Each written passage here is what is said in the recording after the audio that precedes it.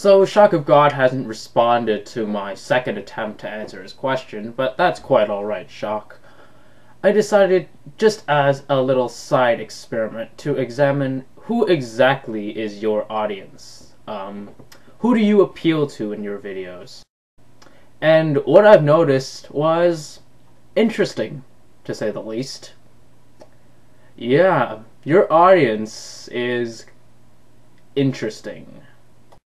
So, according to Shock, many atheists, in fact, to most recent memory, all atheists who've tried to answer his question have failed. And the question, for those who've forgotten, is, what proof and evidence can you provide that proves atheism is accurate and correct?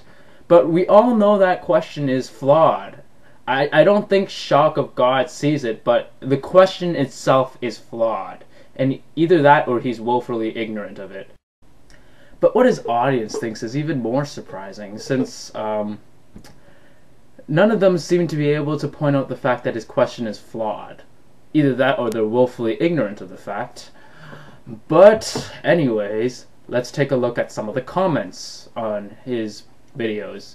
And by the way, the video in question is "Another Atheist Fails the Question" in caps, proving atheism is madness. This is the one featuring D. Landon Cole's response to Shock of God. And D. Landon Cole is probably one of the more intelligent atheists I've seen out there on YouTube. And apparently he failed the question too. So, let's see here. So just on the first page of the comments, I already see a very interesting comment, and I'll read it out to you. I'm not going to name names, just for the sake of anonymity, but here we go.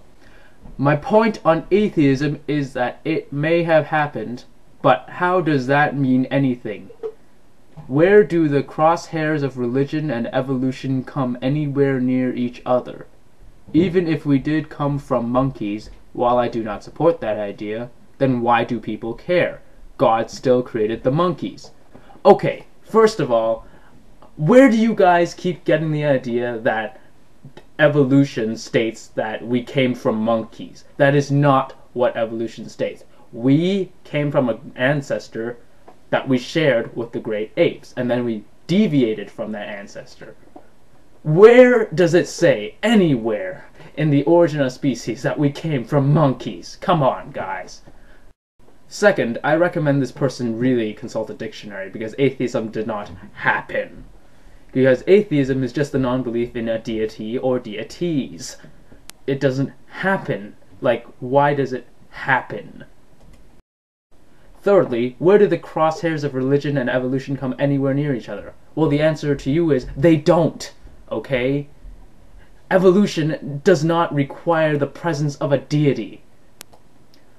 The second comment reads, "Atheists are so stupid. This guy holds up Darwin's Origin of Species as though it somehow justifies his belief system. He obviously doesn't know about Darwin's deathbed conversion, where he begged for forgiveness and pleaded to be reinstated into the Christian faith. Even Darwin himself finally realized atheism is utter madness." This, guys, I'd like to point this out, this is not proven. I don't know where you guys got this information from, but it is not historically backed up. Darwin did not magically decide to convert into Christianity the moment he was dying on his deathbed, okay? So stop repeating BS claims. Thank you. Oh look, on the second page of the comments, Nephi decided to comment. "LOL, atheists just don't think before they act." Well, you know what, Mr. Lunar Bukkake? I could say the exact same thing to you. So, Shock of God, is this who you really appeal to in your videos? People who are completely ignorant, willfully so sometimes, and those who completely fail to do the research? Really? So, it might seem like I'm being unnecessarily harsh on your video making skills, Shock, or it might seem like I'm being insulting to your audience, but that was not my intention.